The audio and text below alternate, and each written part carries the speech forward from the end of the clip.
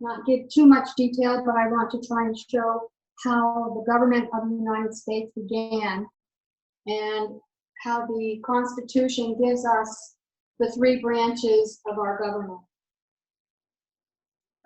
So I'd like to start with a quotation from George Washington. "The power under the Constitution will always be in the people. It is entrusted for certain defined purposes and for a certain limited time to representatives of their own choosing, and whenever it is executed contrary to their interest or not agreeable to their wishes, their servants can and undoubtedly be recalled," which is he's describing the elections. And then this one, next quote is from John Adams. "It is by balancing each of these powers against the other that the efforts in human nature toward tyranny can alone be checked and restrained, and any degree of freedom preserved in the Constitution." So the framers of the U.S. Constitution saw that the checks and balances are essential for the security of liberty under the Constitution. So we have the separation of powers. Some say it's shared powers that were devised by the framers of the Constitution, and it was designed to do one primary thing: to prevent the majority from ruling with an iron fist. Based on their experience, the framers shied away from giving any branch of the new government too much power. So this separation of powers is known as checks and balances. So we have from the Constitution, Article 1 is the legislative branch, and it makes the laws. And that one branch, excuse me, is divided into two branches, which is the House and the Senate. Article 2 of the Constitution gives us the executive branch, and it executes the laws. And it includes the president, the vice president, the cabinet, and other agencies. Article 3 is the judicial branch. They explain or interpret the laws. That includes the Supreme Court and the district courts underneath, and then other federal courts under them. So what I'd like to do is go through and show you that how they are connected to each other, and that they give a check to each other. They all have power to do duties for the people, but they have powers to check each other. And so I'd like to go through this for us today. So we'll begin with the executive branch being checked by the Congress. When I say Congress, that means House and Senate.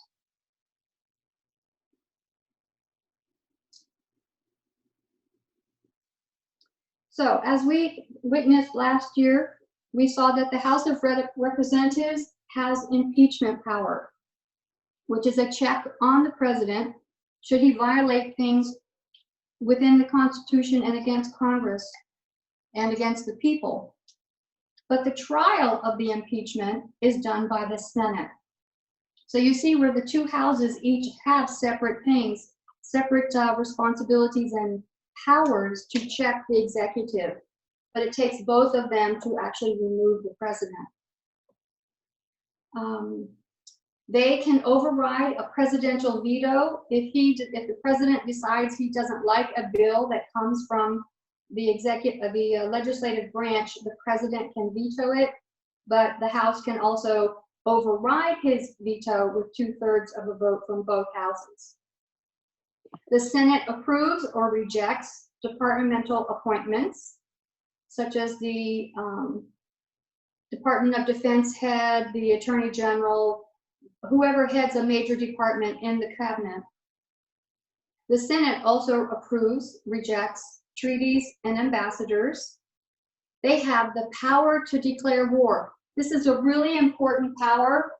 Keep this in your mind, that they alone, the Congress, is to declare war, not the president. And in later, the second presentation, I'll show how important this power is. The legislative branch also has the power to tax and allocate funds. And a lot of times the presidents, they can control something that they believe is not constitutional by withholding the funds from the president. And then the president must from time to time deliver a State of the Union address. Now, Congress has a check also on the judiciary branch. So the Senate approves federal judges and justices. They can also impeach, the House can also impeach a judge if he does something that's in violation of the Constitution or within his power. They, the Senate is also the one that will hold the trial for the impeachment. And if there's a decision that the Congress does not agree with, they can actually initiate a constitutional amendment to override the Supreme Court decision. The legislature also has the power to set up additional courts that are under the Supreme Court, and they can set the jurisdiction. They can decide what cases the courts can settle on.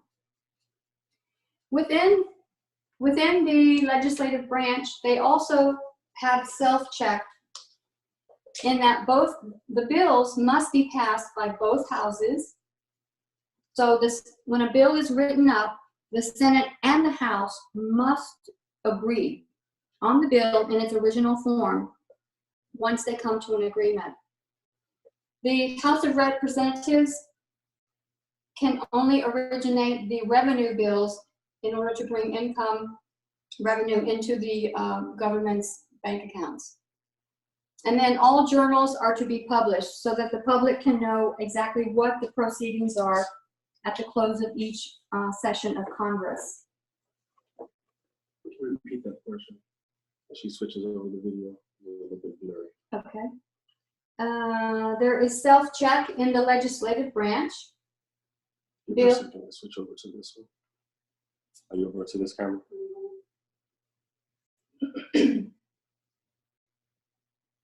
Sorry about that. Okay. Okay. So the bills must be passed by both houses. Revenue bills must originate in the House. There can be no adjournment over 3 days without consent of the other house. And then all journals are to be published publicly for the people to be able to know what was going on in that session of Congress. And I would like to say that all of these things, and I didn't list all of them, but the ones I'm bringing up, all come from the Constitution, from these articles, to show that the government indeed was written up and given a guideline on how it is to operate.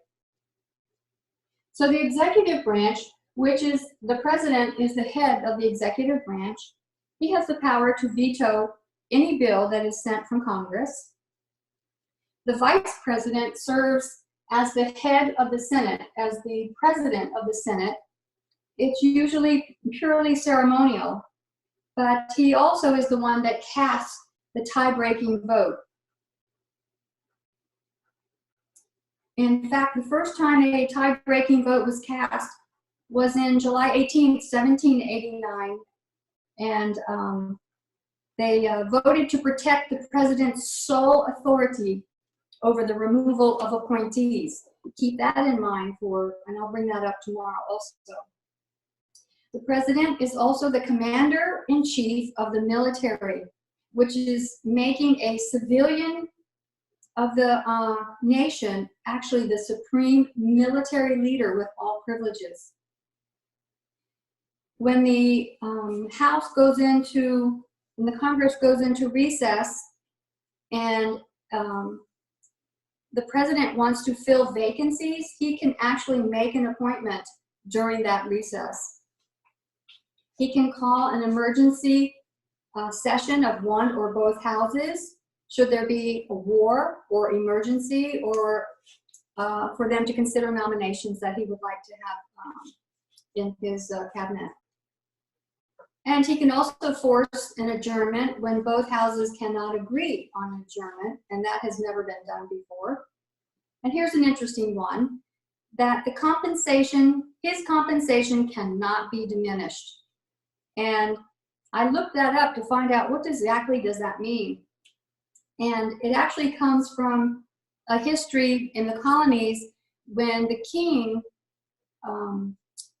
he appointed the governors of the colonies that were still under Britain, but the colonies provided the salary of that governor. And if he did things they didn't like, they would actually cut his pay. And so I was thinking of the framers, and they knew this history. They had a broad history, and they had read the philosophers, and they saw governments that had had various forms, and they picked out the best, and they took things and then tweaked it. And so they had that history of seeing someone's compensation being, actually they were being retaliated. So they put that in the Constitution so that the president could not be retaliated against by reducing his salary from the Congress. And then he has executive privilege, which we will hear a lot of in the next presentation. And he can have that, state that, but then he must, Congress then has to prove that the material he is claiming to be executive privilege is relevant to the case. And then the checks on the judiciary that the president has is that he appoints the judges, which is an influence in the direction of the court. And he also can give pardons, which is taking someone who has been convicted of a crime and completely pardoning them. And the conviction is totally taken away as if it never happened. And he can also reduce the severity of a punishment, which is called a reprieve. And then the other check on the president is that the vice president and the cabinet can vote that the president is unable to do his job. I don't know that I've ever seen anything in history on that one ever happening. Okay, so the judicial branch is the Supreme Court and the district courts. And the checks that they have on the legislative branch is that they do a judicial review, which means when Congress passes a bill, the Supreme Court has the authority to review that bill to make sure it's constitutional. And if it is not, it will be stated to be unconstitutional, and they'll have to rewrite the law. The other check on the Congress is that the Supreme Court and the district court judges have a lifetime appointment. So they are neutral. They are to be neutral. And as long as they are in, quote, good behavior, they cannot be removed unless they've done something that requires an impeachment of a crime. And also their compensation cannot be reduced either. And then the checks on the executive branch is a judicial review to make sure that the actions of the president are not unconstitutional.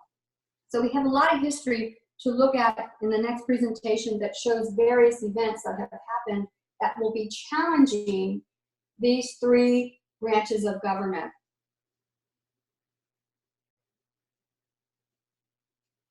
So what I'd like to spend a little more time on, particularly beyond the three branches, is within that executive branch, there is something called the unitary executive power. And basically, it's a pyramid of hierarchy showing the president is number one, and under him is the vice president. And then he has his cabinet, and right now we have 15 departments. And then under the cabinet are hundreds of agencies, maybe up to about 200 or 300. And then under them is the military. And this unitary executive theory is considered there's a battle within different legal scholars. There's a weak version of this theory and a strong version. And basically, it's within the Article 2 for the president to have this power, and it's that he possesses the power to control the entire executive branch. And it uses the terms, he is vested with executive power. So there's strong disagreement about the strength and the scope of the doctrine. And there are many who favor a strong unitary, and then there are others who want a weak. So the strong unitary people, which means a strong single person, that's what unitary is, one. So one person, the president, has this power, and there's many people who believe that this is what the president should be, should not be so limited by the Congress to interfere in his decision-making with all these people under him.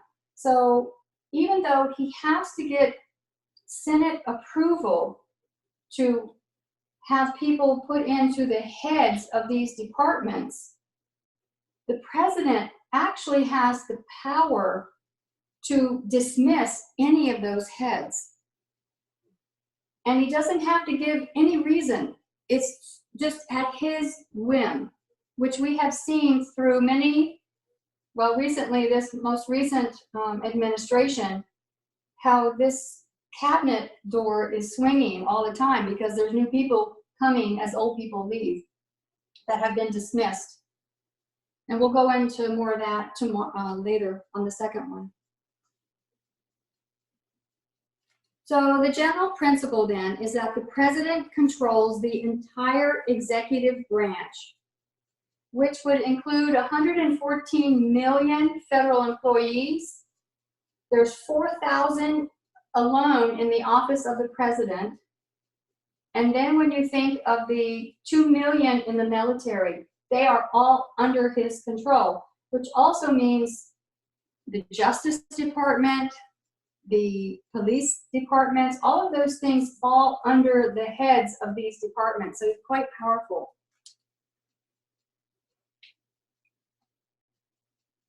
White House counsel John Dean said, in the most extreme form, unitary executive theory can mean that neither Congress nor the federal courts can tell the president what to do or how to do it, particularly regarding national security matters. Now, the root of all of this is based, like I said, in Article 2. And it says, quote, the executive power of the United States shall be vested in a president of the United States. So he has the right. It is conveyed to him. And then it's connected with, the president shall take care that the laws be faithfully executed. So this creates a hierarchical, unified executive department under the direct control of the president. So we do have the pyramid where it all starts and stops with the president.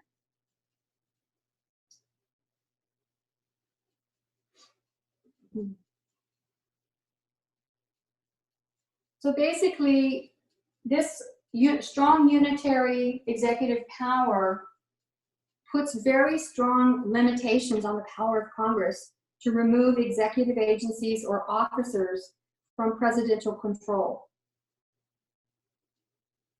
And then he, as the president, he can fire people at will and hire another person, which will then have to go through the Senate confirmation process. Now, this unitary theory does have judicial implications, because if the executive branch, okay, let's say there's a part of the executive branch that cannot sue another part because the executive cannot sue himself. So if the federal courts were to put on trial the disputes between the executive agencies, it would violate the doctrine of separations of power. Now, interestingly, in 1787, when they were at the Constitutional Convention, this topic came up and it was heatedly debated as to whether to have a unitary executive or a plurality, which is more than one executive. It would be like an executive council or several executives.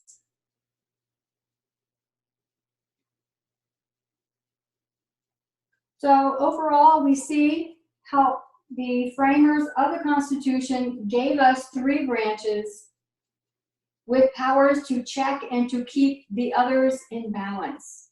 And this was the original concept and purpose. Then within these, Article 2, it goes into a little bit more detail on the executive powers. So I'd like to give a few examples of how presidents in our history have used the executive power, unitary executive power.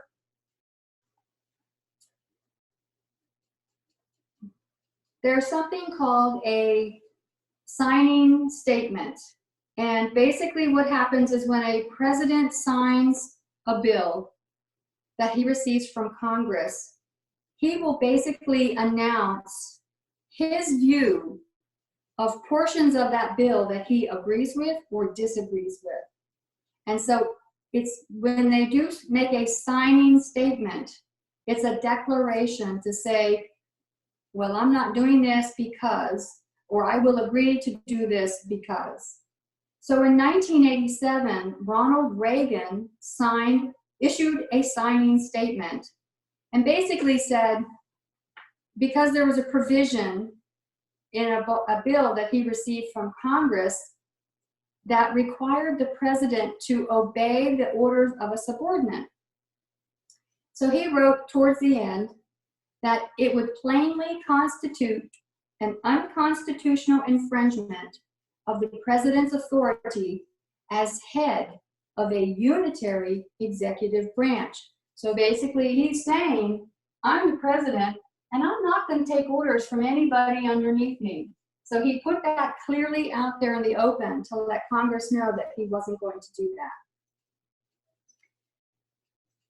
So George W. Bush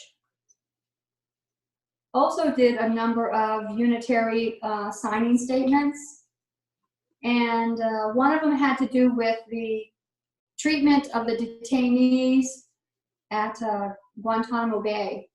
And basically he said they were treating the detainees in a manner consistent with the constitutional authority of the president to supervise the unitary executive branch.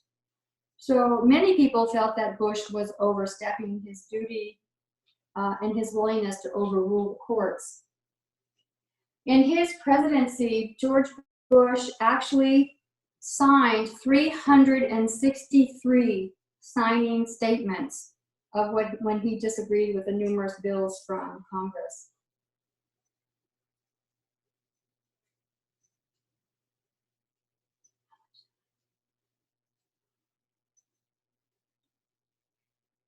Okay.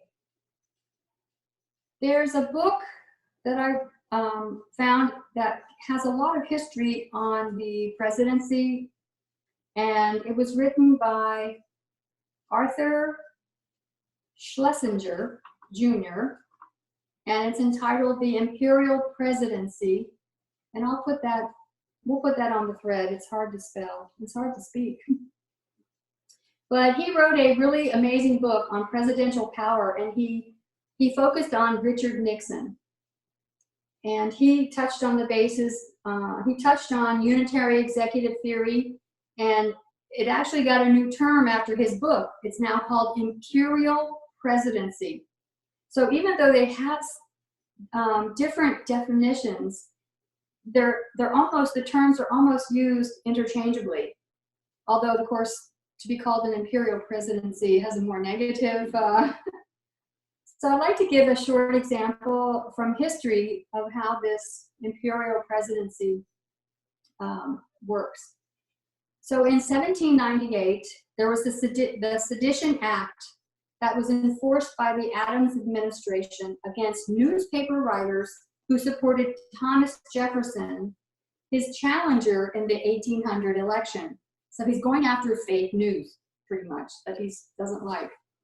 So that Sedition Act allowed no protesting of the government, no immigrants were allowed in, no freedom of the press, and lawmakers were jailed. So the strong step that Adams took was in response to the French foreign threat that also included severe repression of domestic protests.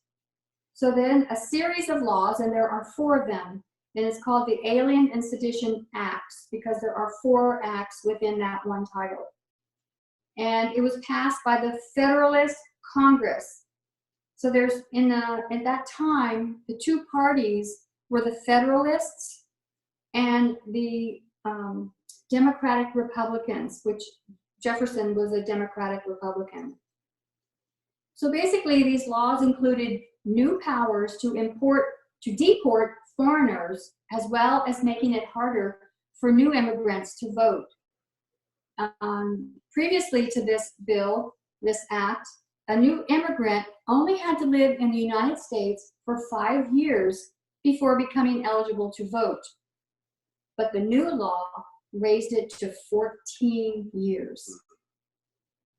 So the Federalists saw foreigners as a threat to American society. Now, mind you, this is 1798, okay? Yeah.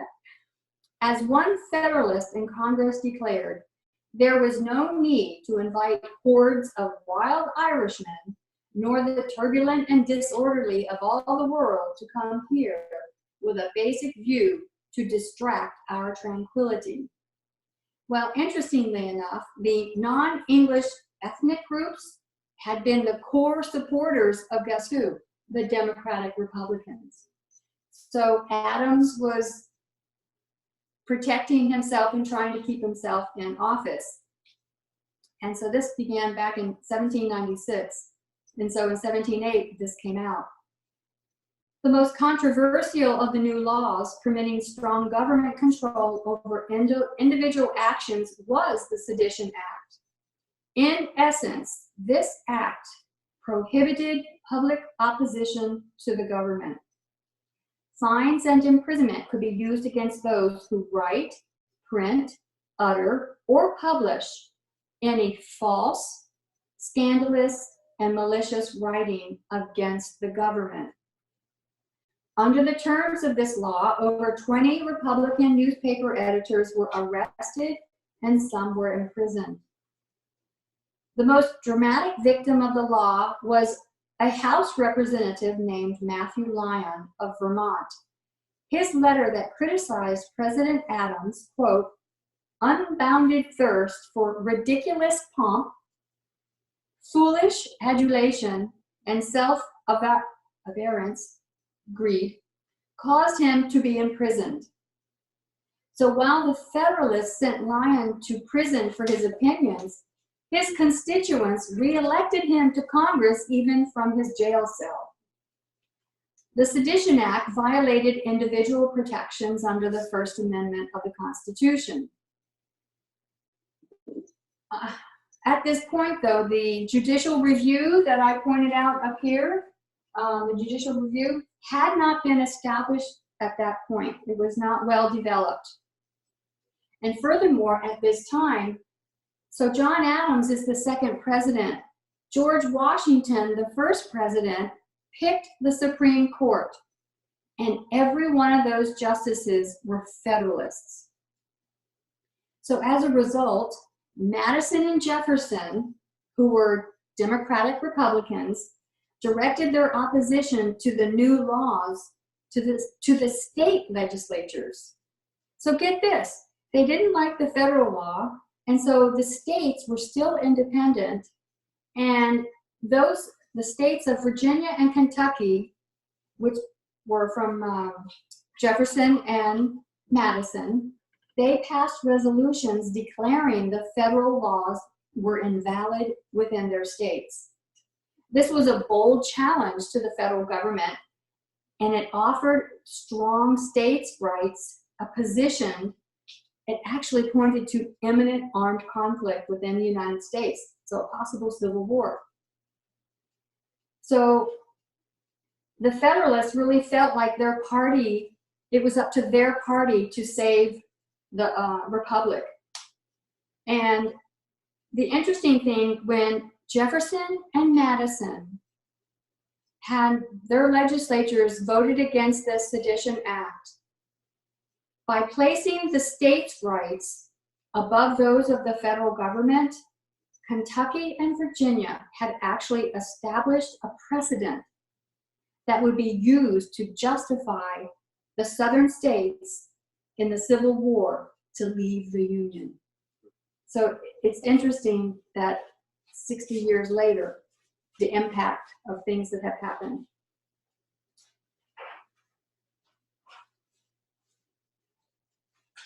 So that was an example of the president using his unitary executive power to silence his enemies, to prevent new immigration being able to vote, because he knew that they were not on his side.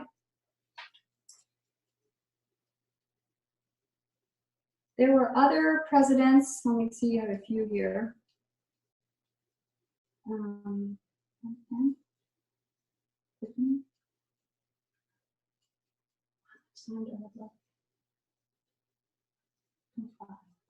okay, good. I thought I had shorter.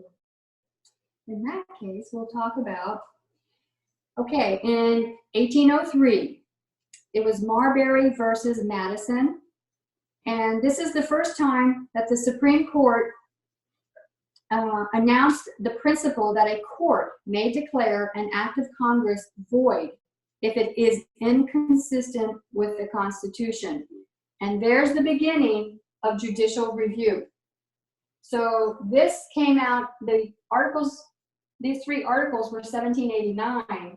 In 1803 is when judicial review was established, where the Supreme Court would then be able to put a check on the executive branch and the legislative branch. And it was a court case where this man, William Marbury, had been appointed a justice of the peace for the District of Columbia in the final hours of John Adams' administration. But James Madison, who was Thomas Jefferson's Secretary of State, refused to deliver Marbury's commission. So then Marbury took him to court, and the long run of the effect has been to increase the court's power by establishing the rule that it's the province and duty of the judicial department to say what that law is. So basically, it had established an important check on the government branches. Then in 1832, President Andrew Jackson openly defied a Supreme Court ruling. It was against the courts had said that he did not have the right to impose regulations on Native American land. So he refused to enforce the ruling, and that decision helped form the basis for most subsequent Indian law in the United States to protect them more.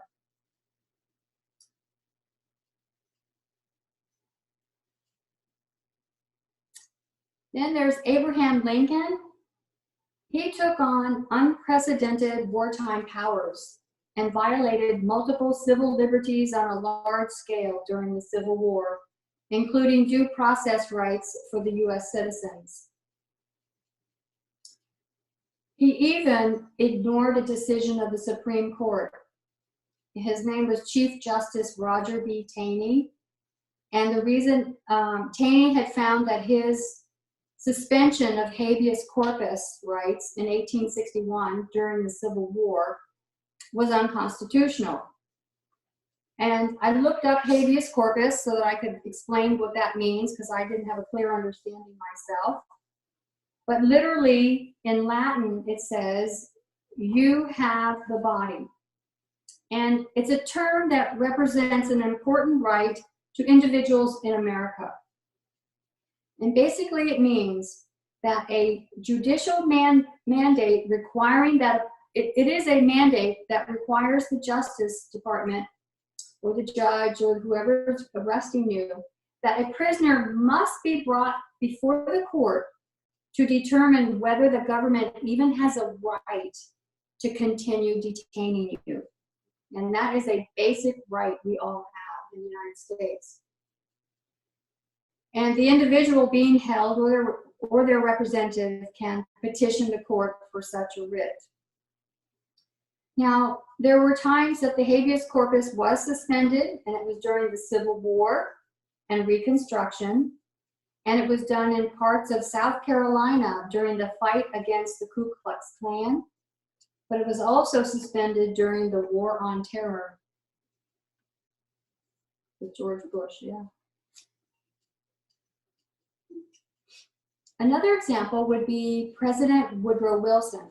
He suppressed free speech, he deported immigrants based on their political beliefs, and he ordered massive unconstitutional raids. His policies were so draconian that they inspired protesters to form the American Civil Liberties Union in 1920.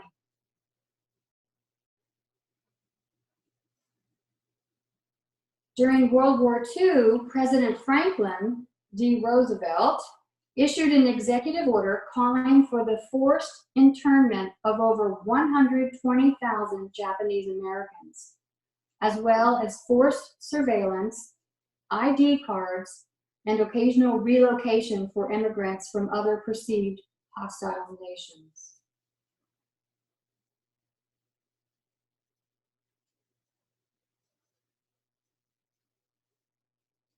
And then President Richard Nixon, he used the executive branch law enforcement agencies to attack his political opponents, and in the case of Watergate, to actively cover up his supporters' criminal activities.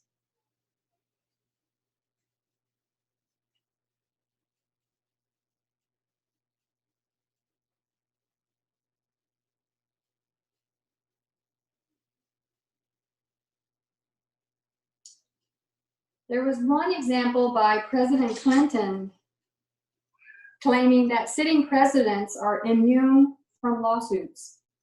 And the Supreme Court rejected that in 1997.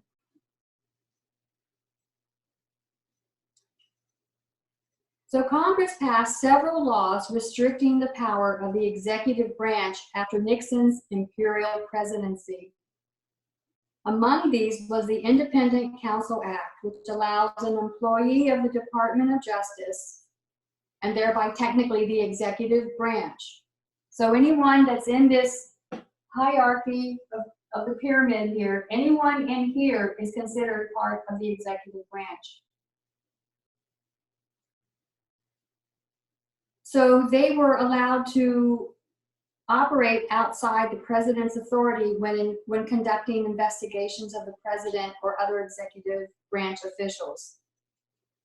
So the Supreme Court found the act to be constitutional in Morrison versus Olson in 1988. Let's see.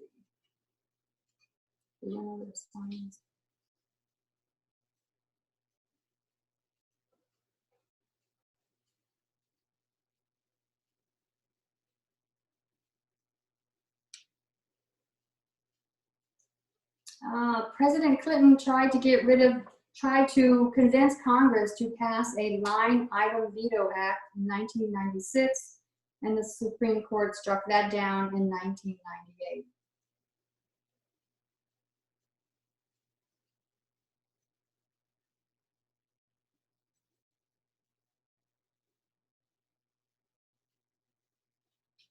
So we can see that the three branches of government is very delicate, as we know that because the president has so much power and he has the military under his command and he has the Justice Department, of which the head of it is William Barr.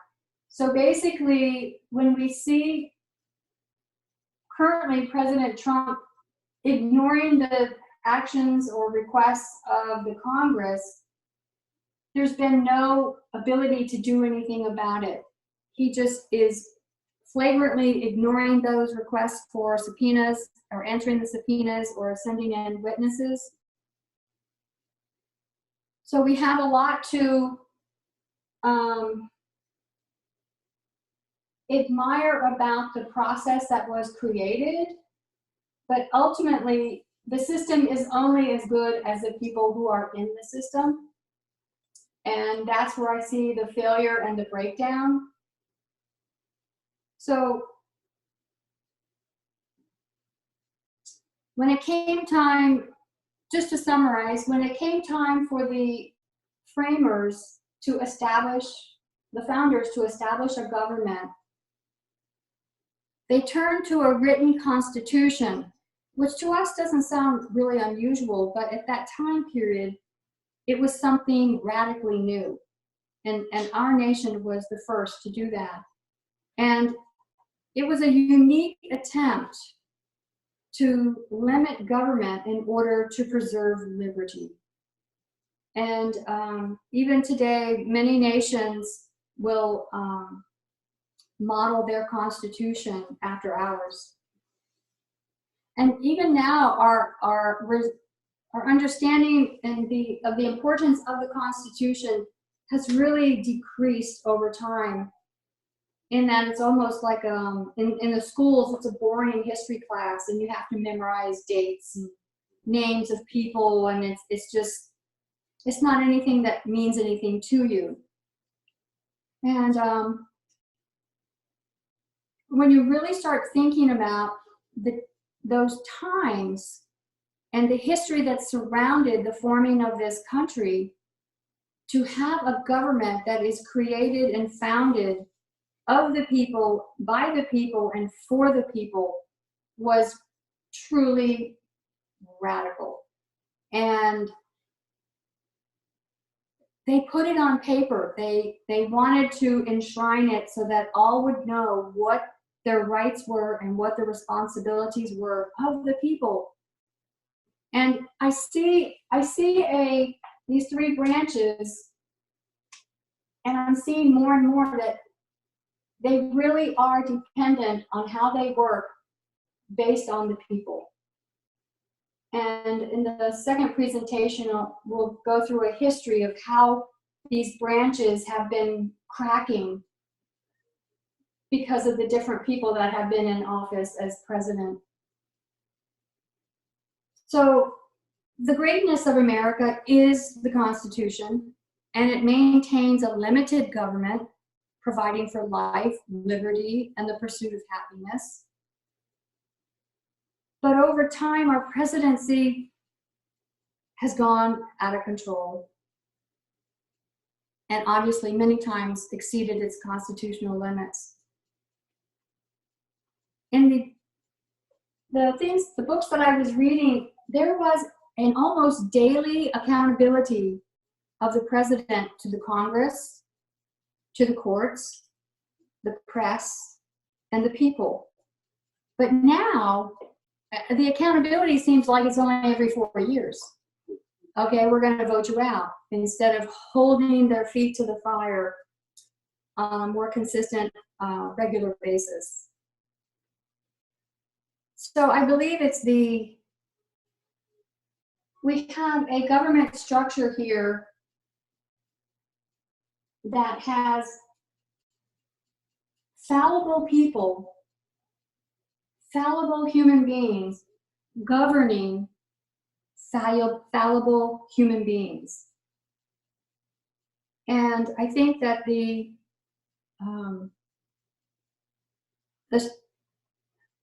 weakness is in both. That there were, they could have done something to, I think they had a much higher view of the people that would be in the offices, and that this system would work. So I'm going to finish early because I talk too fast. And so we'll take a break and we'll continue in the next section on looking at the history of the imperial presidency. We'll close with prayer.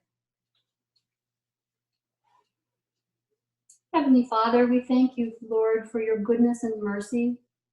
We thank you, Lord, for all this truth that you are showing us.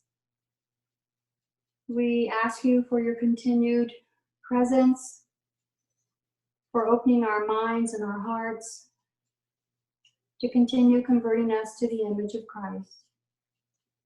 We thank you for all you have done for us and for all that you will do. We praise you and thank you in Jesus' name. Amen.